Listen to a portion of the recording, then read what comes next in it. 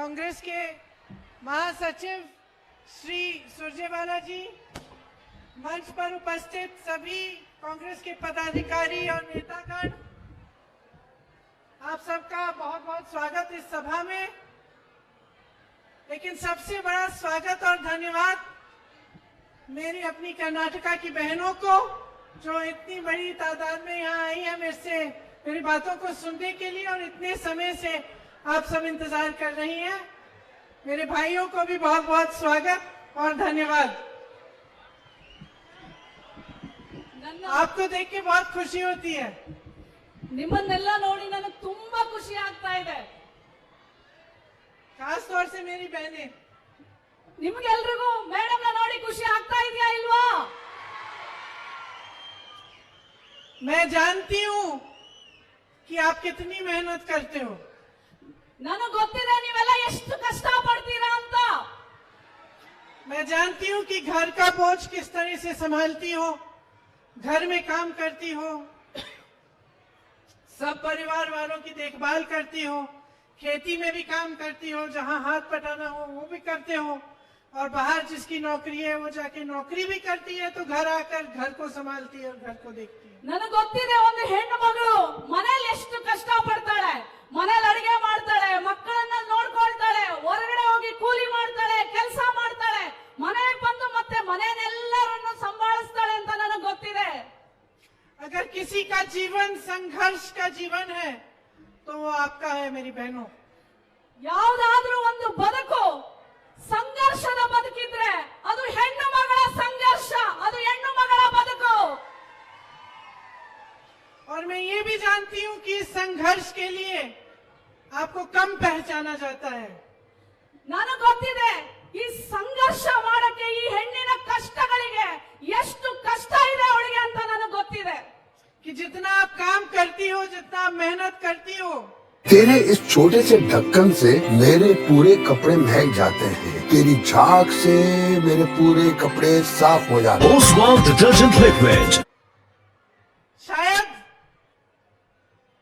कई पुरुषों से ज्यादा, लेकिन उनको ज्यादा पहचाना जाता है। ನನಗೆ ಗೊತ್ತಿದೆ ಹೆಣ್ಣು ಮಗಳು ಎಷ್ಟು ಕಷ್ಟ ಪಡ್ತಾಳೆ ಅಂದ್ರೆ ಎಷ್ಟೋ ಗಂಡಸರಿಗಿಂತ ಜಾಸ್ತಿ 365 ದಿನ ಕಷ್ಟ ಪಡ್ತಾಳೆ, ಆದ್ರೆ ಅದಕ್ಕೆ ನಮಗೆ ವ್ಯಾಲ್ಯೂವೇ ಸಿಗಲ್ಲ। खास तौर से जो घर पे काम करती हैं, जो गृहस्थ महिलाएं हैं, बहुत कम समझा जाता है कि उन पर कितना बोझ होता है और कितनी मेहनत करती हैं और दिन रात कितना काम करती हैं। ಮನೆಯಲ್ಲಿ ಕೆಲಸ ಮಾಡ್ತಾಳಲ್ಲ ಆ ಹೆಣ್ಣು ಮಗಳು ಮುಖ್ಯವಾಗಿ ಎಷ್ಟು ಕಷ್ಟ ಪಡ್ತಾಳೆ, ಯಾವ ತರ ಅವಳು ಸಂಭಾಳಿಸ್ತಾಳೆ ಅವಳ ದಿನನಿತ್ಯ ಕೆಲಸಗಳನ್ನ, ಅವಳ ಕಾರ್ಯಗಳನ್ನ, ಬಹಳ ಬೋಜನ ಬಹಳ ಭಾರನ್ನ ಹೊರ್ಕೊಂಡು ಅವಳು ನಡೀತಾಳೆ। मुझे बहुत बहुत गर्व है कि पिछले साल जब मैं उत्तर प्रदेश की प्रभारी थी, तब हमने महिलाओं के लिए बहुत नई नई योजनाएं, बहुत नए सवाल और नई आइडियाज उठाई। ನಾನು ಉತ್ತರ ಪ್ರದೇಶದಲ್ಲಿ ಇದ್ದಾಗ ಅಲ್ಲಿರೋ ಹೆಣ್ಣು ಮಕ್ಕಳ ಜೊತೆ ಹೊಸ ಹೊಸ ಅವ್ರಿಗೆ ಅಲ್ಲಿನ ಹೆಣ್ಣು ಮಕ್ಕಳ ಕಷ್ಟಗಳನ್ನ ಸಂಘರ್ಷಗಳನ್ನ ನೋಡಿ ಹೊಸ ಹೊಸ ಯೋಜನೆಗಳನ್ನ ನಾನು ತಂದೆ ಅಲ್ಲಿ ಉತ್ತರ ಪ್ರದೇಶದ ಹೆಣ್ಣು ಮಕ್ಕಳಿಗೆ। क्योंकि वो एक पहल थी हमारे लिए, और उसके बाद हमने देखा कि बहुत सारे राजनीतिक दल महिलाओं के सवाल उठाने लगे। ಅಲ್ಲಿ ಹೆಣ್ಣು ಮಕ್ಕಳಿಗೆ ನಾನು ಜಾಸ್ತಿ ಪ್ರಾತಿನಿಧ್ಯ ಕೊಟ್ಟೆ, ಆದ್ರೆ ಅಲ್ಲಿರೋ ಬೇರೆ ರಾಜಕೀಯದವ್ರು ಇರ್ತಾರಲ್ಲ ಆ ಹೆಣ್ಣು ಮಕ್ಕಳ ಬಗ್ಗೆ ಹಲವಾರು ಸವಾಲುಗಳನ್ನ ಎತ್ತಿದ್ರು। मुझे खुशी हुई कि कुछ ही महीनों पहले एक चुनाव में अनेक दलों ने महिलाओं के लिए एक अलग वो मैनिफेस्टो निकाला। ಮೊನ್ನೆ ಲಾಸ್ಟ್ ಟೈಮ್ ಆ ಬೇರೆ ಬೇರೆ ಏನು ಈಗ ಬಿಜೆಪಿ ಈ ತರ ಜನತಾದಳ ಇದಾವಲ್ಲ, ಇವೆಲ್ಲ ಹೆಣ್ಮಕ್ಳಿಗೋಸ್ಕರ ಏನೇನೋ ಮ್ಯಾನಿಫೆಸ್ಟೋಗಳನ್ನ, ಏನೇನೋ ನಿಯಮಗಳನ್ನ, ಯೋಜನೆಗಳನ್ನ ತಂದ್ರು। और मुझे बहुत ही ज्यादा गर्व है कि कांग्रेस पार्टी ने इस चुनाव में कर्नाटका में ये तय किया है कि महिलाओं को 2000 रुपए हर महीने मिलेंगे। ನನಗೆ ತುಂಬಾ ಹೆಮ್ಮೆ ಇದೆ, ಆದ್ರೆ ನನ್ನ ಕಾಂಗ್ರೆಸ್ ಪಕ್ಷ ಹೆಣ್ಣು ಮಗಳಿಗೆ ಪ್ರತಿ ತಿಂಗಳು ಕಾಂಗ್ರೆಸ್ ಪಕ್ಷ ಬಂದ್ರೆ 2000 ಮನೆ ಹೆಣ್ಣು ಮಗಳಿಗೆ ಕೊಡ್ತೀವಿ ಅಂತ। ये आपके खाते में जाएगा, ये पैसा। ಇದು ನಿಮ್ಮ ಅಕೌಂಟಿಗೆ ಸೀದಾ ಹೋಗುತ್ತೆ, ಯಾರು ಮೀಡಿಯೇಟರ್ಗಳಿಲ್ಲ। और ये इस बात की पहचान है कि आप कितनी मेहनत करती हो, कि आप समाज को बनाए रखती हो, कि पूरे परिवार की परवरिश, अगले जितने भी बच्चे हैं आपके, उतने की परवरिश आपके हाथों में है। ಇದು ಯಾಕೆ ಮಾಡ್ತಾ ಇದೀವಿ? ಹೆಣ್ಣು ಮಗಳಿಗೆ ಯಾಕೆ ನಾವು ಪ್ರತಿ ತಿಂಗಳ ಅವಳ ಅಕೌಂಟ್ಗೆ 2,000 ರೂಪಾಯಿ ಹಾಕ್ಬೇಕು ಅಂತ ನಿರ್ಣಯ ಮಾಡಿದೀವಿ ಅಂದ್ರೆ, ನಮಗ್ ಗೊತ್ತಿದೆ ಹೆಣ್ಣು ಎಷ್ಟು ಕಷ್ಟ ಪಡ್ತಾಳೆ, ಆ ಮನೆಯ ಭಾರವನ್ನ ಹೊತ್ತು ಹೋರಾಟ ಮಾಡ್ತಾಳೆ, ಆ ಹೆಣ್ಣು ಸುಖವಾಗಿರ್ಬೇಕು ಅಂತ ಹೇಳಿ ನಾವು ಈ ನಿಯಮನ ತಂದಿದೀವಿ ಅಂತ ಹೇಳ್ತಾ ಇದ್ದಾರೆ। कम से कम पानी में दे सफाई बेशुमार, इसमें है नेचुरल ऑयल, ये कपड़ों के साथ हाथों का भी रखे ख्याल, तो आज ही करें इस्तेमाल। ओसवाल ओसवाल ओसवाल ओसवाल, हर रिश्ते का रखे ख्याल। समाज का, देश का, प्रदेश का भविष्य बनाने वाली महिला ही होती है। ಈ ದೇಶವನ್ನ ಯಾರಾದ್ರೂ ಕಟ್ಟಬೇಕು ಅಂತಂದ್ರೆ ಅದು ಹೆಣ್ಣು ಮಾತ್ರ, क्योंकि बच्चों का देखभाल आप करती हो ಮಕ್ಕಳನ್ನ ನೋಡ್ಕೊಳ್ಳೋದ್ರಿಂದ ನೀವೇ ಮಾಡೋದು, और उनको सिखाती हो, ಅವರಿಗೆ ಪಾಠ ಸಹ ನೀವು ಕಲಿಸ್ಕೊಡ್ತೀರಾ। और जो हमारी संस्कृति है, सभ्यता है, वो बच्चों को आप देती हैं। ನಮ್ ಸಂಸ್ಕೃತಿ, ನಮ್ ನಡೆ ನುಡಿ, ನೀನ್ ಹೆಂಗಿರ್ಬೇಕು, ನೀನ್ ಹೆಂಗ್ ದೊಡ್ಡವನಾಗ್ಬೇಕು ಅಂತೆಲ್ಲ ಹೆಣ್ಣು ಹೇಳ್ಕೊಡ್ತಾಳೆ। इसीलिए मैं आपसे एक बात कहना चाहती हूँ। आज मैं यहाँ पर चुनाव के लिए खड़ी हूँ, इस मंच पे चुनाव के प्रचार के लिए आई हूँ। ನಾನು ಅದಕ್ಕೆ ಇವತ್ತು ನಾನಿಲ್ಲಿ ನಿಂತಿದ್ದೀನಿ, ಚುನಾವಣೆಗೆ ಬಂದಿದೆ, ಚುನಾವಣೆ ಪ್ರಚಾರಕ್ಕೆ ನಾನು ಬಂದಿದ್ದೀನಿ, ನಿಮ್ಗೆಲ್ಲರಿಗೂ ಒಂದು ವಿಷಯ ಹೇಳಕ್ಕೆ ನಿರ್ಣಯ ಮಾಡಿದ್ದೀನಿ।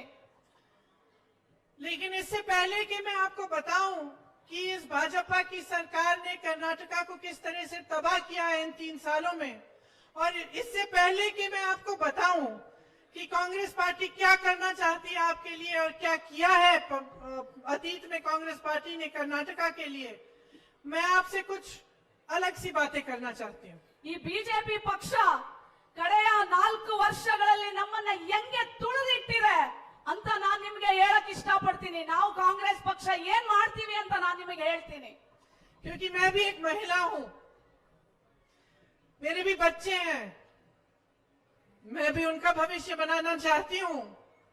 मैं भी समझती हूं कि एक परिवार के लिए क्या जरूरी है, कौन सी चीजें उस परिवार को बनाती हैं, मजबूत करती हैं। ನಾನು ಒಬ್ಳು ಹೆಣ್ಣು, ನನಗೂ 2 ಮಕ್ಕಳಿದ್ದಾರೆ, ನನಗ್ ಗೊತ್ತು ಆ ಹೆಣ್ಣಿನ ಕಷ್ಟ ಏನು, ಆ ಹೆಣ್ಣು ಹೇಗೆ ಮನೆಯನ್ನ ಕಟ್ತಾಳೆ, ಆ ಹೆಣ್ಣಿಗೆ ಯಾವ್ಯಾವ್ದು ಕಷ್ಟಗಳಿದೆ, ಆ ಹೆಣ್ಣಿಗೆ ಎಷ್ಟು ಸವಾಲುಗಳಿದೆ, ಅದೆಲ್ಲ ನನಗ್ ಗೊತ್ತಿದೆ। तो देखो, अपने बच्चों के लिए हम क्या चाहते हैं। ನಾವು ನಮ್ಮ ಮಕ್ಕಳಿಗೆ ಏನೆಲ್ಲ ಮಾಡ್ಬೇಕು ಅನ್ಕೊಳ್ತೀವಿ। सबसे पहले तो हम चाहते हैं कि उनकी सेहत अच्छी हो। ओसवाल फूल झाड़ू, शादी और ये दोनों ही लंबे चले। ओसवाल फूल झाड़ू, ओसवाल, हर रिश्ते का रखे ख्याल।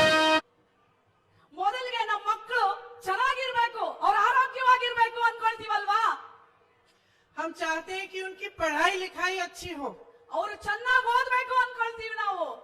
मैंने गरीब से गरीब परिवार देखे हैं, गरीब से गरीब गांव में, और जब मैं पूछती हूँ कि आप क्या चाहते हैं, किसी न किसी तरह जुगाड़ करके, पैसे इकट्ठे करके वो अपने बच्चों को अच्छे इस पाठशाला में भेजना चाहते हैं। ನಾನು ಎಷ್ಟೋ ಬಡವರ ಹೆಣ್ಣು ಮಕ್ಕಳನ್ನ ನೋಡಿದೀನಿ, ಅವ್ರಿಗೆ ನೀವು ಏನು ಅಂತ ಕೇಳಿದ್ರೆ ಆ ಹೆಣ್ಣು ಮಗಳು ಆ ಬಡತನದಲ್ಲೂ ಸಹ 1 ರೂಪಾಯಿ ಕೂಡಿಟ್ಟು ನನ್ನ ಮಗುವಿನ ಭವಿಷ್ಯ ಕಟ್ಟಬೇಕು ಅಂತ ಹೇಳ್ತಾಳೆ ಆ ಹೆಣ್ಣು। मैं ऐसी बहनों से मिली हूँ जिनके पास कुछ नहीं था, लेकिन छुप के अपने परिवार से जाके साड़ी के फॉल को सीकर थोड़े थोड़े पैसे बना के अपनी बेटियों को पढ़ाने के लिए भेजती हैं। ನನಗೊಬ್ಳು ಹೆಣ್ಣು ಮಗಳು ಗೊತ್ತಿತ್ತು, ಅವಳು ಸೀರೆ ಜಿಗ್ಜಾಗು ಫಾಲು ಮಾಡಿ ಚಿಕ್ಕ ಚಿಕ್ಕದ ಹಣ ಎಲ್ಲ ಕೂಡಿಟ್ಟು ತನ್ನ ಮಗಳನ್ನ ಓದಿಸಿದ್ಲು। तो सबसे पहले हम बच्चों की अच्छी सेहत चाहते हैं, हम चाहते हैं कि उस शिक्षा मिले उन्हें, हम चाहते हैं कि जब ये बच्चे बड़े हों, चाहे वो पुरुष हो चाहे वो महिला हो, हम चाहते हैं कि उसको अच्छा रोजगार मिले, वो अपने पैरों पे खड़ी हो। ನನಗೆ ನಮ್ಮ ಹೆಣ್ಣು ಮಕ್ಕಳು ಏನ್ ಅನ್ಕೊಳ್ತಾರೆ, ತನ್ನ ಮಕ್ಕಳಿಗೆ ಒಳ್ಳೆ ವಿದ್ಯಾಭ್ಯಾಸ ಸಿಗ್ಬೇಕು, ಒಳ್ಳೆ ಭವಿಷ್ಯ ಸಿಗ್ಬೇಕು, ಓದಾದ್ಮೇಲೆ ಅದು ಹುಡುಗ ಇರ್ಲಿ ಕೆಲಸ ಸಿಗ್ಬೇಕು ಅಂತ ನಾವೆಲ್ಲ ಅನ್ಕೊಳ್ತೀವಲ್ವಾ? उनको दुख होता है तो हमें दुख होता है। ಅವರಿಗೆ ಮಕ್ಕಳಿಗೆ ಏನಾದ್ರೂ ನೋವಾಯ್ತು ಅಂದ್ರೆ ನಮಗೂ ತಾಯಿಗೆ ನೋವಾಗುತ್ತೆ। उनका आत्मविश्वास कम होता है, ಅವರ ಆತ್ಮವಿಶ್ವಾಸ ಕಡಿಮೆ ಆದಾಗ ತಾಯಿಗೂ ಆತ್ಮವಿಶ್ವಾಸ ಕಡಿಮೆ ಆಗುತ್ತೆ, तो हमें दुख होता है। ನಮಗೂ ನೋವಾಗುತ್ತೆ। जब वो नौकरी के लिए जाती हैं, उन्हें रोजगार मिलता है, हम खुश होते हैं। ನಮ್ಮ ಮಕ್ಕಳು ಕೆಲಸಕ್ಕೆ ಅಂತ ಹೋದಾಗ ಕೆಲಸ ಸಿಕ್ಕಿದಾಗ ನಮ್ಗೆ ಎಷ್ಟು ಖುಷಿ ಆಗುತ್ತಲ್ವಾ? जब हमारे नौजवान बच्चे अच्छा रोजगार पाते हैं तो हम खुश होते हैं कि अब बच्चा घर को चलाएगा, हमारी भी देखभाल करेगा। ನಮ್ಮ ಮಕ್ಕಳು ದೊಡ್ಡವರಾಗಿ ಕೆಲ್ಸಕ್ಕೆ ಹೋಗಿ ಕೆಲಸ ಸಿಕ್ಕಿ ದುಡ್ಡು ಸಂಬಳ ತಗೊಂಬಂದ್ರೆ ನಮ್ಗೆ ಎಷ್ಟು ಖುಷಿ ಆಗುತ್ತಲ್ವಾ? ನಮ್ಮನ್ನು ನಮ್ಮ ಮಕ್ಕಳು ನೋಡ್ಕೊಳ್ತಾರೆ ಅನ್ನೋ ಒಂದು ಭರವಸೆ ನಮ್ಗೆಲ್ರಿಗೂ ಮೂಡುತ್ತಲ್ವಾ? और अगर हम मेहनत करते हैं, चाहे हम महिला हो पुरुष हो, अगर हम घर पे मेहनत करते हैं या खेतियों में करते हैं या बाहर जाके जॉब लेके करते हैं, कुछ भी करते हैं, तो हम इसी नजरिए से करते हैं कि हम अपने परिवार को मजबूत बनाएंगे, हम अपने बच्चों को बड़ा करके उनके लिए अच्छे अच्छे भविष्य की उम्मीद रखेंगे। ನಾವು ಗಂಡಸರಾಗ್ಲಿ ಹೆಣ್ಮಕ್ಳಾಗ್ಲಿ ಇಬ್ರು ದುಡಿತೀವಿ, ಹೊರಗೋಗಿ ಒಳಗೆ ದುಡಿತೀವಿ. ಯಾಕೆ? ನಮ್ಮ ಮಕ್ಕಳ ಭವಿಷ್ಯಕ್ಕೆ, ನಮ್ಮ ಮಕ್ಕಳ ಉದ್ಧಾರಕ್ಕೆ, ನಮ್ಮ ಮನೆ ಚೆನ್ನಾಗಿ ಬೆಳೀಲಿ ಅಂತ ಅಲ್ವಾ? तेरे इस छोटे से ढक्कन से मेरे पूरे कपड़े महक जाते हैं, तेरी झाग से मेरे पूरे कपड़े साफ हो जाते हैं। Oswal detergent liquid. तो इस पूरी जो ये सारी जो मेहनत हम करते हैं, ये सारी जो जिंदगी हम जी रहे हैं, इसमें नेताओं की, राजनीति की, सरकारों की क्या भूमिका है? ನಾವಿಷ್ಟೆಲ್ಲ ಕಷ್ಟ ಪಡ್ತೀವಲ್ಲ, ಈ ಗೆದ್ದು ಬರ್ತಾರಲ್ಲ ರಾಜಕಾರಣಿಗಳು, ಈ ನೇತಾರು, ಅವ್ರದ್ದು ಏನು ಜವಾಬ್ದಾರಿ? ಅವ್ರು ನಮಗೋಸ್ಕರ ಏನ್ ಮಾಡ್ಬೇಕು? हम नेताओं में क्यों विश्वास करते हैं? ನಾವು ಈ ರಾಜಕಾರಣ ಗೆದ್ದು ಬರ್ತಾರಲ್ಲ ಅವ್ರ ರಾಜಕಾರಣಿಗಳಲ್ಲಿ ನಾವು ಯಾಕೆ ವಿಶ್ವಾಸ ಇಡಬೇಕು? मैं यहाँ खड़ी हूँ, पहली बार आप मुझे मिल रहे हैं, मेरी बातें सुन रहे हैं, मुझ में विश्वास क्यों है? ಈಗ ನಾನು ಫಸ್ಟ್ ಟೈಮ್ ಪ್ರಿಯಾಂಕಾ ಗಾಂಧಿ ನಾನು ಇಲ್ಲಿ ಬಂದು ನಿಂತ್ಕೊಂಡಿದ್ದೀನಿ, ನನ್ನ ಮೇಲೆ ನೀವೆಲ್ಲರಿಗೂ ವಿಶ್ವಾಸ ಇದೆಯಲ್ಲ, ಯಾಕಿದೆ? किस लिए? ಯಾಕಿದೆ ನಿಮ್ಗೆ? ಪ್ರಿಯಾಂಕಾ ಗಾಂಧಿ ಮೇಲೆ ನಿಮಗೆ ವಿಶ್ವಾಸ ಇದೆ, ಯಾಕಿದೆ?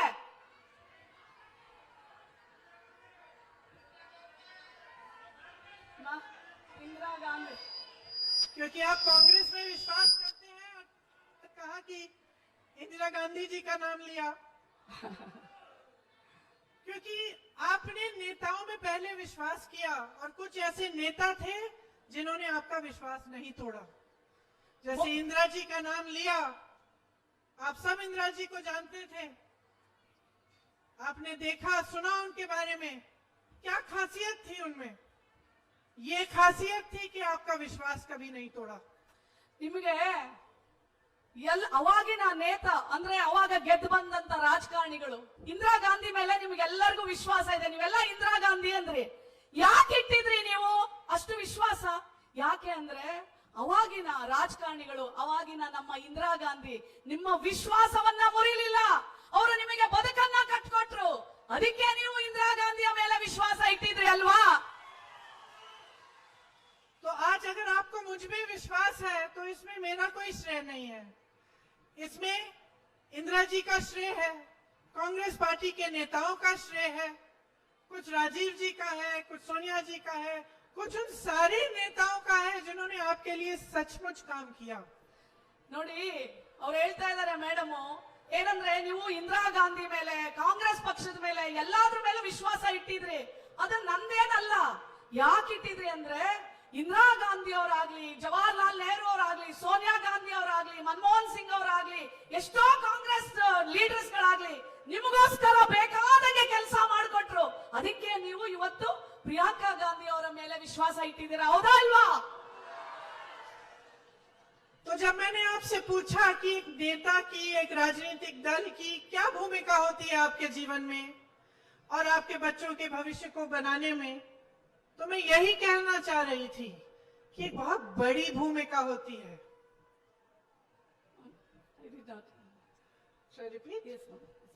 तो जब मैंने आप सबसे पूछा कि नेता की, राजनीतिक दल की, सरकार की क्या भूमिका होती है आपके जीवन में, आपके बच्चों के भविष्य को बनाने में, तो मैंने इसीलिए पूछा। ನಾನು ನಿಮ್ಗೆಲ್ಲ ಯಾಕೆ ಕೇಳ್ದೆ ಹೇಳ್ರಿ? ನೀವು ಯಾಕೆ ಯಾವ ಪಕ್ಷದ ಮೇಲೆ ನಂಬಿಕೆ ಇಡಬೇಕು, ಯಾವ ರಾಜಕಾರಣಿ ಮೇಲೆ ನಂಬಿಕೆ ಇಡಬೇಕು ಅಂತ ನಾನು ನಿಮ್ಗೆ ಯಾಕೆ ಕೇಳ್ದೆ ಗೊತ್ತಾ? क्योंकि बहुत बड़ी भूमिका होती है। ಯಾಕೆ ಅಂದ್ರೆ ಒಬ್ರು ರಾಜಕಾರಣಿ ಅಂದ್ರೆ ಬಹಳ ದೊಡ್ಡ ಜವಾಬ್ದಾರಿ ಅದು। अब इस सड़क को देखिए, अगर कोई किसी गांव में बीमार है और आपको अस्पताल ले जाना है, आप कोई अस्पताल नहीं है, कोई अच्छी सड़क नहीं है, अगर अस्पताल है तो अच्छा डॉक्टर नहीं है, तो आप क्या करेंगे? ನೋಡಿ, ನಿಮ್ಗೆ ಯಾರಿಗಾದ್ರೂ ಒಬ್ರಿಗೆ ಹುಷಾರಿಲ್ಲ, ನಿಮ್ ಮಕ್ಕಳಿಗೆ ಯಾರಿಗಾದ್ರೂ ಹುಷಾರಿಲ್ಲ, ರಸ್ತೆಗಳು ನೋಡ್ರಿ, ರಸ್ತೆಗಳಿಲ್ಲ ಅಂದ್ರೆ, ಆಸ್ಪತ್ರೆಗಳಿಲ್ಲ ಅಂದ್ರೆ ಏನಾಗುತ್ತೆ ನಿಮಗೆ?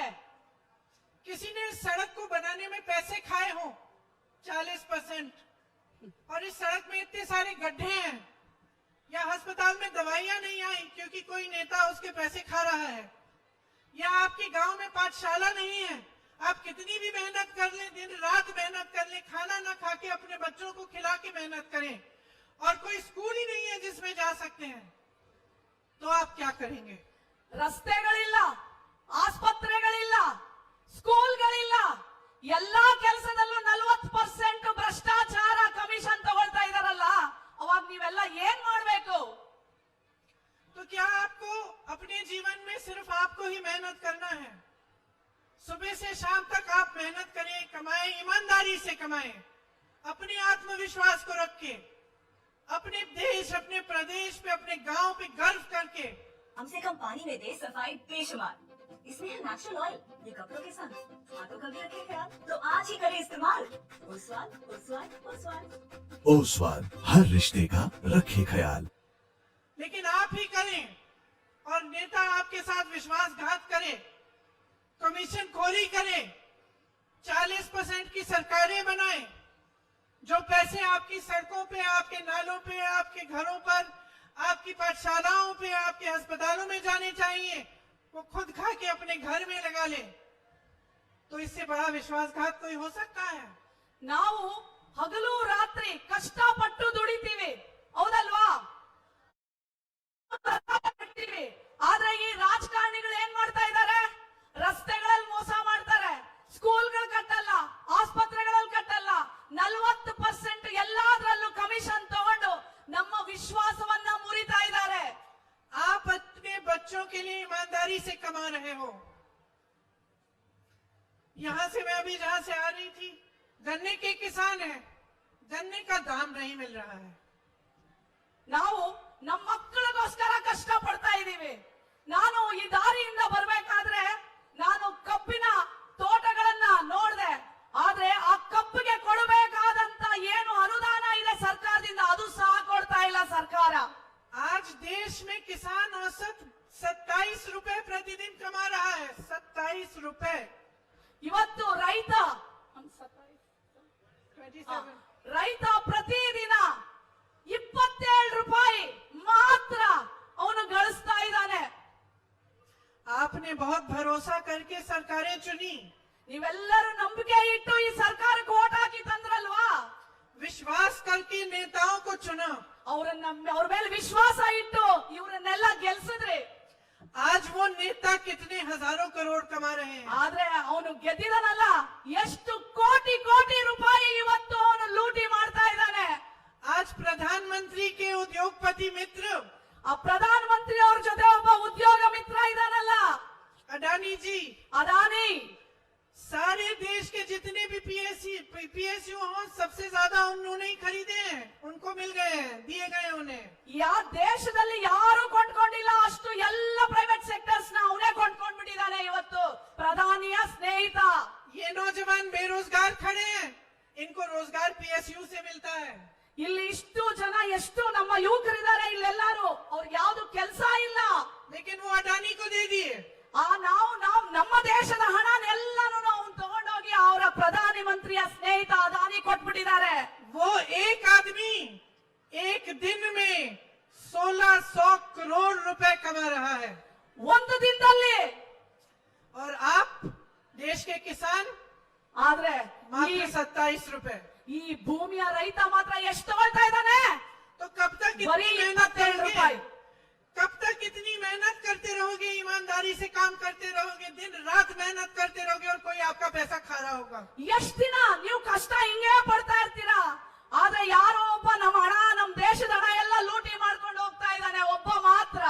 आज आपके बेटे रोजगार के लिए जाते हैं तो हर चीज की कीमत है, ಇವತ್ತು हर पोस्ट की कीमत है। ಇವತ್ತು ನಮ್ಮನೆ ಮಗ ಕೆಲ್ಸಕ್ಕೆ ಹೋದ್ರೆ ಪ್ರತಿಯೊಂದೂನು ಎಲ್ಲ ಗಗನ ಮುಟ್ಟಿದೆ ಬೆಲೆಗಳು. जूनियर इंजीनियर, असिस्टेंट इंजीनियर, कुछ भी हो, 30, 40, 50, 60 लाख का पोस्ट का फिक्स रेट है। ಯಾವುದೇ ಕೆಲಸ, ಗವರ್ಮೆಂಟ್ ಕೆಲಸ ಕಾಲ್ಫರ್ ಆದ್ರೆ ಎಷ್ಟು ಲಕ್ಷ ಕೊಡ್ಬೇಕು? ಗಿಂಬಳ 30, 40, 50, 60 ಲಕ್ಷ ನಾವು ಲಂಚ ಕೊಡ್ಬೇಕಾಗಿದೆ ನಮ್ಮ ಮಕ್ಕಳ ಕೆಲ್ಸಕ್ಕೋಸ್ಕರ. आप सोचिए, इस सरकार ने कर्नाटका से 1.5 लाख करोड़ रुपए लूटे हैं। ಈ ಸರ್ಕಾರ ನಮ್ಮ ಹಣ 1.5 ಲಕ್ಷ ಕೋಟಿನ ಲೂಟಿ ಮಾಡಿದೆ. ಅದು ನಮ್ಮ ಹಣನ. बहुत बड़े बड़े आंकड़े हैं, बहुत बड़े बड़े आंकड़े हैं। ಹಾ, Big number। ನೀವು ನಿಮ್ಗೆ ಆ ನಂಬರ್ 1 ಲಕ್ಷ ಕೋಟಿ ಅಂದ್ರೆ ನಿಮ್ಗೆ ಗೊತ್ತಾ? ಗೊತ್ತಿಲ್ಲ ಅಲ್ವಾ? ಅಷ್ಟು ದೊಡ್ಡ ದುಡ್ಡನ್ನ ಇವರೆಲ್ಲ ಕದ್ದು ಲೂಟಿ ಮಾಡಿದ್ದಾರೆ. इतने बड़े हैं कि समझ में ही नहीं आता। ಎಷ್ಟು ದೊಡ್ಡದು ಅಂದ್ರೆ ನಿಮ್ಗೆ ಅರ್ಥನೂ ಆಗಲ್ಲ. ಅಷ್ಟು ಲಕ್ಷ ಕೋಟಿ ಲೂಟಿ ಮಾಡ್ಬಿಟ್ಟಿದ್ದಾರೆ ಇವರು. कितना पैसा होगा ये? ಎಷ್ಟು ದುಡ್ಡಿರ್ಬೋದು ಇದು? क्या किया होगा इन्होंने इसका? ಈ ದುಡ್ಡು ತಗೊಂಡು 1 ಲಕ್ಷ ಕೋಟಿ ಏನ್ ಮಾಡಿದ್ದಾರೆ? क्या अपने घरों में, अपने जीवन में इस्तेमाल किया? क्या किया इन्होंने इसका? ಈ ದುಡ್ಡು ತಗೊಂಡು ಏನ್ ಮಾಡಿದ್ದಾರೆ ಇವರು? ಇವ್ರ ಐಷಾ ಆರಾಮು, ಇವ್ರ ಮನೆ, ಇವ್ರ ಮಕ್ಕಳು ಏನ್ ಮಾಡಿದ್ದಾರೆ ಇವರು ಇಷ್ಟು ದುಡ್ಡು ಲೂಟಿ ಮಾಡಿ? और इस मंच पर खड़े हुए अपनी बहनों के चेहरे देख के मन में ये बात आती है कि क्या कर सकते थे ये लोग इतने पैसों का। ನಾನಿಲ್ಲಿ ನಿಂತ್ಕೊಂಡು ನನ್ನ ಈ ಹೆಣ್ಣು ಮಕ್ಕಳ ಮುಖ ನೋಡ್ತಾ ಇದ್ರೆ ನನ್ಗನ್ಸುತ್ತೆ, ಇಷ್ಟು ಹಣ ನನ್ನ ಹತ್ರ ಇದ್ದಿದ್ರೆ ನಾನು ಈ ಹೆಣ್ಣು ಮಕ್ಕಳಿಗೆಲ್ಲ ಏನೆಲ್ಲ ಮಾಡ್ಬೋದಾಗಿತ್ತು ನಾನು. अगर इनकी नीयत सही होती। ओसवाल फूल झाड़ू, शादी और ये दोनों ही लंबे चले। ओसवाल फूल झाड़ू, ओसवाल हर रिश्ते का रखे ख्याल। ಅವ್ರ ನಿಯತ್ತು ಸರಿಯಾಗಿದ್ರೆ ಮಾತ್ರ. तो मैं बताऊं आपको, 1.5 लाख करोड़ रुपए की कर्नाटका में 100 एम्स के अस्पताल बन सकते थे। ನಿಮಗ್ ಗೊತ್ತಾ, ಇಷ್ಟು ದುಡ್ಡು ನನ್ನ ಹತ್ರ ಏನಾದ್ರೂ ಇದ್ದಿದ್ರೆ 100 ಏಮ್ಸ್ ಅಂದ್ರೆ ದೊಡ್ಡ ಆಸ್ಪತ್ರೆ, 100 ದೊಡ್ಡ ಆಸ್ಪತ್ರೆಗಳನ್ನ ನಿಮಗೋಸ್ಕರ ಕಟ್ಟಿಸಬಹುದಾಗಿತ್ತು. 187 ESI हॉस्पिटल बन सकते थे। 177 ESI ಹಾಸ್ಪಿಟಲ್ಗಳನ್ನ ನಿಮಗೋಸ್ಕರ ಕಟ್ಟಿಸಬಹುದಾಗಿತ್ತು.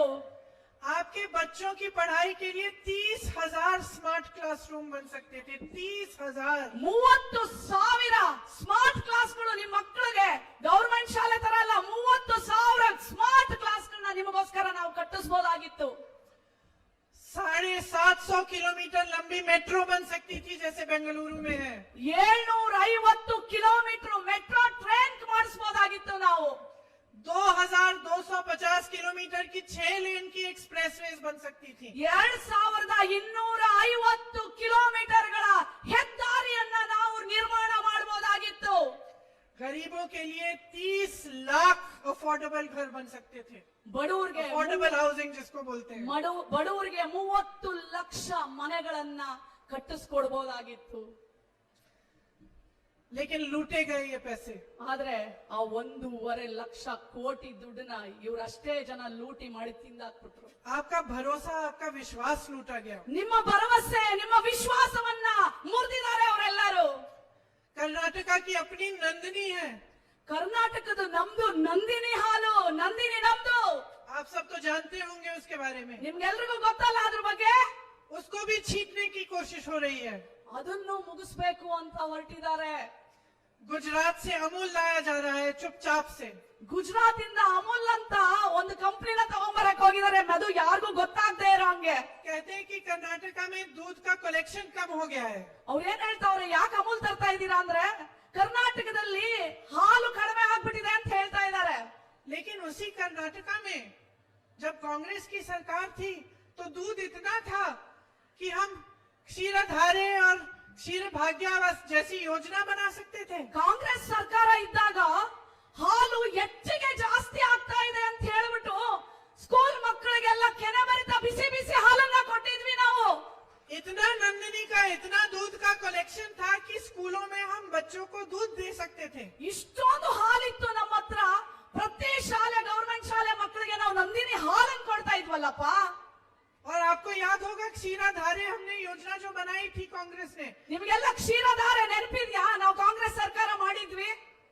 उसमें 5 रुपए प्रति लीटर किसानों को मिलता था दूध के लिए। ಪ್ರತಿಯೊಬ್ರು ರೈತನಿಗೆ 5 ರೂಪಾಯಿ ಸಬ್ಸಿಡಿ ಕೊಡ್ತಾ ಇದ್ವಿ ನಾವು ಪ್ರತಿ ಲೀಟರ್ ಹಾಲಿಗೆ. अब ये कह रहे हैं कि कम कलेक्शन हो गई है। ಇವಾಗ ಹೇಳ್ತಾವ್ರೆ ಹಾಲು ಕಡಿಮೆ ಆಗ್ಬಿಟ್ಟಿದೆ ಅಂತ. ಅದ್ ಹೆಂಗ್ ಸಾಧ್ಯ? क्यों? क्योंकि ये अपने दूसरे कोऑपरेटिव को लाना चाह रहे हैं यहाँ।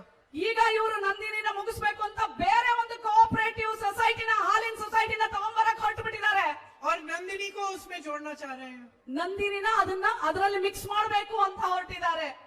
हर स्तर पर कर्नाटका प्रदेश का, कर्नाटका की जनता का पूरी तरह से अपमान हो रहा है। हर स्तर पर ಪ್ರತಿ ಜಾಗದಲ್ಲಿ ಪ್ರತಿಯೊಂದರಲ್ಲೂ ಕರ್ನಾಟಕಕ್ಕೆ ತುಂಬಾ ಅಪಮಾನ ಮಾಡ್ತಾ ಇದ್ದಾರೆ ಇವರು.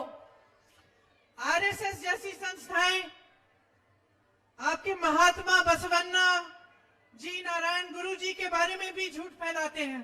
RSS ಅಂತ ಒಂದು ಸಂಘ ಸಂಸ್ಥೆ ಇದೆಯಲ್ಲ, ಅವರು ನಮ್ಮ ಬಸವಣ್ಣ ಮತ್ತೆ ನಮ್ಮ ನಾರಾಯಣ್ ಗುರುಗಳ ಮೇಲೆ ತಪ್ಪು ವದಂತಿಗಳನ್ನ ಹರಡಿಸ್ತಾ ಇದ್ದಾರೆ. तो आप सोच सकते हैं आपकी संस्कृति का अपमान, जो कोऑपरेटिव्स आपने अपनी मेहनत से बनाए उनका अपमान, भ्रष्टाचार करके आपकी मेहनत का अपमान, तो ऐसी सरकार आपके जीवन को सुधार कैसे सकती है? ನೋಡಿ ಹೆಂಗೆ ಈ ಸರ್ಕಾರ ನಮ್ಮ ಮಠ, ಮಾನ್ಯ ಧರ್ಮ, ನಮ್ಮ ಗುರುಗಳನ್ನ, ನಮ್ಮ ಬಸವಣ್ಣ, ನಮ್ಮ ಕನ್ನಡದ ಕರ್ನಾಟಕದ ಸಂಸ್ಕೃತಿಯನ್ನ ಪ್ರತಿ ಹಂತದಲ್ಲಿ ನಮಗೆ ಅವಮಾನ ಮಾಡ್ತಾ ಇದ್ದಾರೆ ಈ ಪಕ್ಷದವರು. इन नेताओं से आपको मिलेगा क्या? ಈ ಒಂದು ರಾಜಕಾರಣಿಗಳಿಂದ ನಿಮಗೆ ಏನ್ ಸಿಗುತ್ತೆ? ये तो आपसे ले रहे हैं, ಎಲ್ಲ ನಮ್ಮಿಂದ ಕಸ್ಕೊಳ್ತಾ ಇದ್ದಾರೆ. सत्ता भी आपसे लेते हैं जब आप वोट देते हो, ನಮ್ಮಿಂದ ನಾವು ಹಾಕೋ ಒಂದು ಮತನೂ ಸಹ ಕಸ್ಕೊಳ್ತಾ ಇದ್ದಾರೆ. लूट के आपसे लेते हैं, ಆ ಅಧಿಕಾರನ ಲೂಟಿ ಮಾಡಿ ತಗೊಳ್ತಾ ಇದ್ದಾರೆ. और आप मेहनत से अपने बच्चों की परवरिश करना चाहते हैं। ನೀವು ನಮ್ಮ ಮಕ್ಕಳನ್ನ ಆ ಒಳ್ಳೆಯವರಾಗಿ ಬೆಳಿಬೇಕು ಅಂತ ಇದ್ರೆ तो मेरी बहनों जाग जाओ। ನೀವೆಲ್ಲರೂ ಹುಷಾರಾಗ್ಬೇಕು. ನೋಡಿ, ಈ ಸಲ ನಿಮ್ಮ ಮಕ್ಕಳ ಭವಿಷ್ಯವನ್ನ ಕಟ್ಟಬೇಕು ಅಂತಂದ್ರೆ ನೀವೆಲ್ಲ ಹುಷಾರಾಗ್ಬೇಕು. सबसे पहले तो इस बात पर जागरूक बन जाओ कि चुनाव के जो मुद्दे हैं वो आपके मुद्दे होने चाहिए। ನೋಡಿ, ನೀವೆಲ್ಲರೂ ಹುಷಾರಾಗಿ ಇವತ್ತು ಚುನಾವಣೆ ಏನ್ ನಡೀತಾ ಇದೆ, ಯಾವುದ್ರ ಮೇಲೆ ಚುನಾವಣೆ ನಡೀಬೇಕು, ನೀವೆಲ್ಲರೂ ಯಾಕೆ ಮತ ಹಾಕ್ಬೇಕು ಅಂತ ನೀವೆಲ್ಲರೂ ಹುಷಾರಾಗ್ಬೇಕು. आपकी सड़कें कैसी हैं, आपके स्वास्थ्य के लिए क्या सुविधाएं हैं, बच्चों के स्वास्थ्य के लिए क्या सुविधाएं हैं, पाठशालाएं कैसी हैं, सड़कें कैसी हैं, रोजगार मिल रहा है कि नहीं, महंगाई पर रोक लग रही है कि नहीं, ये मुद्दे हैं।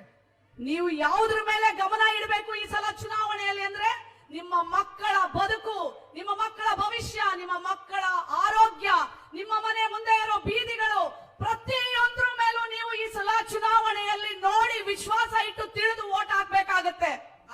तेरे इस छोटे से ढक्कन से मेरे पूरे कपड़े महक जाते हैं, तेरी झाग से मेरे पूरे कपड़े साफ हो जाते हैं। Oswal detergent liquid. मेहनत का आदर हो रहा है कि नहीं? ನಿಮ್ಮ ಕಷ್ಟ ಪಡ್ತೀರಲ್ಲ ಅದಕ್ಕೆ ಗೌರವ ಸಿಗಬೇಕು. क्या ये सरकार आपके लिए दिन रात काम कर रही है कि ಈ नहीं? ಸರ್ಕಾರ ನಿಮ್ಗೆ ದಿನ ರಾತ್ರಿ ಕೆಲಸ ಮಾಡ್ತಾ ಇದೆಯಾ ಅಂತ ನೀವು ತಿಳ್ಕೋಬೇಕು. पहचानो उनको ನೀವು ಕಂಡಿಡ್ಕೊಳ್ಳಿ. जो चुनाव के समय आपके सामने आते हैं ಬರೀ ಚುನಾವಣೆ ಮುಂದೆ ಮಾತ್ರ ಬರ್ತಾರಷ್ಟೇ. और अपनी स्वार्थ साधने के लिए आपको एक दूसरे से लड़ाते हैं। ಅವರ ಸ್ವಾರ್ಥಕ್ಕೋಸ್ಕರ ನಮ್ಮಲ್ಲೇ ಜಗಳ ಹಚ್ಚಿಬಿಡ್ತಾರೆ. पहचानो उनको ಅವರನ್ನೆಲ್ಲ ನೀವು ಕಂಡಿಡಿಬೇಕು. जो झूठे वादे करते हैं, ನೀವು ಅವ್ರೇನು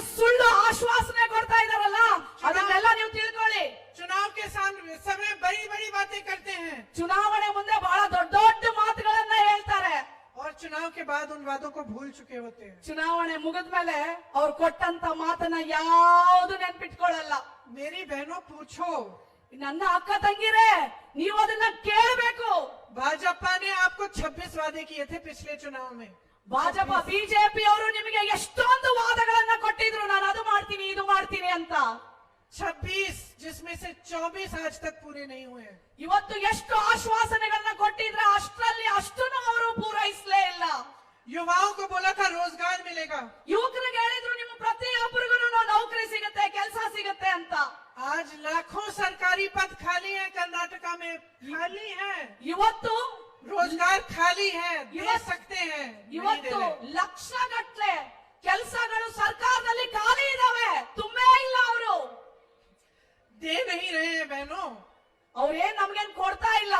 मेरे भाइयों, आप वहाँ खड़े हो, आप में से बहुत सारे बेरोजगार होंगे, आपकी नौकरी पड़ी है खाली, ನೋಡ್ ಅಣ್ಣ ತಮ್ಮಂದಿರೇ, ನೀವೆಲ್ಲ ಅಲ್ಲಿದ್ದೀರಲ್ಲ, लेकिन ಯುವಕರೇ, आपको नहीं दी जा रही। ನಿಮ್ಗೆಲ್ಲ ಗೊತ್ತಿರ್ಲಿ, ಲಕ್ಷಾಂತರ ನೌಕರಿಗಳು ಕೆಲಸಗಳು ಸರ್ಕಾರದಲ್ಲಿ ಖಾಲಿ ಇದಾವೆ, ಆದ್ರೆ ನಿಮ್ಗೆ ಕೊಡಕ್ ಮಾತ್ರ ಅವರು ರೆಡಿ ಇಲ್ಲ. वादा किया था कि डबल इंजन की सरकार है, किसान की कमाई भी डबल होगी। ವಾದ ಮಾಡಿದ್ರು, ಪ್ರಾಮಿಸ್ ಮಾಡಿದ್ರು, ನಮ್ಗೆ ವಚನ ಕೊಟ್ಟಿದ್ರು. ಇಲ್ಲೂ ಬಿಜೆಪಿ ಸರ್ಕಾರ, ಅಲ್ಲೂ ಬಿಜೆಪಿ ಸರ್ಕಾರ, ಡಬಲ್ ಇಂಜಿನ್ ನಿಮ್ಗೆಲ್ಲ ನಾವು ಮಾಡ್ಕೊಡ್ತೀವಿ ಅಂತ ಮಾತು ಕೊಟ್ಟಿದ್ರು ನಮಗೆ. देश के अनेक प्रदेशों में गन्ने के, चावल के दाम ज्यादा मिल रहे हैं, यहाँ कम मिल रहे हैं। ಎಲ್ಲಾನು ಜಾಸ್ತಿ ಆಗ್ಬಿಟ್ಟಿದೆ ಇವತ್ತು ರೇಟ್ಗಳು. देखो, कांग्रेस की जो सरकारें हैं, उन्होंने वादे किए और उन वादों को निभाने का पूरा प्रयास किया। ಕಾಂಗ್ರೆಸ್ ಸರ್ಕಾರ ಮಾತ್ರ ಕೊಟ್ಟ ಮಾತಿಗೆ ತಪ್ಪಲ್ಲ, ಹೇಳಿದಂತೆ ನುಡಿದಂತೆ ನಡೆಯುತ್ತೆ ನಮ್ಮ ಕಾಂಗ್ರೆಸ್ ಸರ್ಕಾರ. राजस्थान में सरकार बनी, किसानों का कर्जा माफ हुआ। ರಾಜಸ್ಥಾನದಲ್ಲಿ ಕಾಂಗ್ರೆಸ್ ಸರ್ಕಾರ ಬಂತು, ಪ್ರತಿಯೊಬ್ಬ ರೈತನ ಸಾಲ ಮನ್ನಾ ಮಾಡಿದ್ವಿ. छत्तीसगढ़ में सरकार बनी, कर्जा माफ हुआ। ಛತ್ತೀಸ್ಗಢಲ್ಲೂ ಕಾಂಗ್ರೆಸ್ ಸರ್ಕಾರ ಗೆದ್ದು ಬಂತು, ಅಲ್ಲೂ ರೈತರ ಸಾಲ ಮನ್ನಾ ಮಾಡಿದ್ವಿ. एमएसपी बढ़ाई गई, ಮಿನಿಮಮ್ ಸಪೋರ್ಟಿಂಗ್ ಪ್ರೈಸ್ ಹೆಚ್ಚಿಗೆ ಮಾಡಿದ್ರು, ರೈತನಿಗೆ ಕೊಡುವಂತ ನಿಧಿ ಜಾಸ್ತಿ ಮಾಡಿದ್ವಿ. कई योजनाएं बनी इन प्रदेशों में। ಆ ಪ್ರದೇಶಗಳಲ್ಲಿ ಕಾಂಗ್ರೆಸ್ ಇರುವಂತ ಪ್ರದೇಶಗಳಲ್ಲಿ ಎಷ್ಟೊಂದು ಯೋಜನೆಗಳನ್ನ ನಾವು ತಂದಿದ್ದೀವಿ. अभी हिमाचल प्रदेश में चुनाव हुआ, वादा किया कि पुरानी पेंशन स्कीम लागू करेंगे, लागू करनी शुरू हो गई है। ಆಲ್ರೆಡಿ ನಾವು ಏನೇನ್ ವಾದ ಮಾಡಿದ್ವಿ ಅದನ್ನೆಲ್ಲ ನಾವು ಇವತ್ತು ತಂದಿದ್ದೀವಿ. आपको याद है कि जब कर्नाटका में कांग्रेस की सरकार थी तो अन्न भाग्य आपको मिला। ನಿಮಗ್ ನೆನಪಿದ್ಯಾ? ಕರ್ನಾಟಕ ಸರ್ಕಾರ ಇದ್ದಾಗ ಅನ್ನಭಾಗ್ಯ ತಂದಿದ್ದು ನೆನಪಿದ್ಯಾ ನಿಮಗೆ? पशु भाग्य मिला, ಪಶು ಭಾಗ್ಯ, कृषि भाग्य, ಕೃಷಿ ಭಾಗ್ಯ, आरोग्य भाग्य, ಆರೋಗ್ಯ ಭಾಗ್ಯ, विद्याश्री, ವಿದ್ಯಾಸಿರಿ, इंदिरा कैंटीन, ಇಂದಿರಾ ಕ್ಯಾಂಟೀನ್. शीर भाग्य, शिकार दिया। ನಿಮ್ಮ ಅಧಿಕಾರ ಇತ್ತು, ನಿಮ್ಮ ಹಕ್ಕಿತ್ತು, ನಾವು ಪೂರ್ಣ ಮಾಡಿದ್ವಿ. आपको कोई आसान नहीं किया। ನಿಮಗೇನು ನಾವೇನು ಎಹ್ಸಾನ್ ಮಾಡಿಲ್ಲ, ನಾವೇನು ಇದು ಮಾಡ್ಲಿಲ್ಲ, ನಿಮ್ಮ ಋಣ ತೀರ್ಸಿದೀವಿ ನಾವು. आप ही का अधिकार था, ನಿಮ್ಮ ಅಧಿಕಾರ ಇತ್ತು, ಅದು आप ही का हक था, ನಿಮ್ಮ ಹಕ್ಕಿತ್ತದು. और आज भी आपका हक है। ಇವತ್ತು ಅದು ನಿಮ್ಮ ಹಕ್ಕಿದೆ. आज भी कोई भी सरकार आए तो आपका अधिकार है कि आपके लिए दिन रात वो नेता काम करे।